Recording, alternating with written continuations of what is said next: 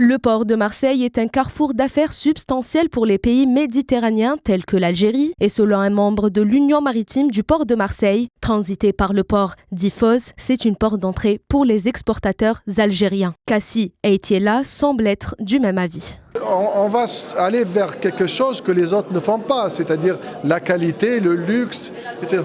Et la proximité est importante dans la supply chain. Et en plus, la proximité, vous savez que Marseille, c'est la 49e wilaya.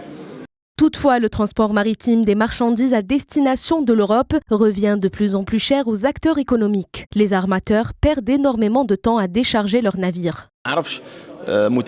Je ne connais pas d'acteur économique qui négocie le contrat de transport. Ils négocient le contrat commercial et celui du transport, ils le subissent. Et vous savez que certains exportateurs étrangers mentionnent le coût de la marchandise et le coût du transport. Par moment, ils payent les frais de transport à 100 € et qu'ils les revendent à 150 €. Le problème qu'on a dans les ports d'Alger, c'est la congestion, c'est-à-dire que les navires ne se déchargent pas dans les temps.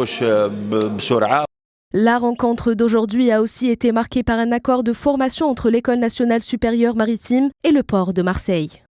Nous allons lancer des programmes de partenariat sur la formation dans les métiers maritimes, du transport maritime et dans les métiers de la logistique et portuaire.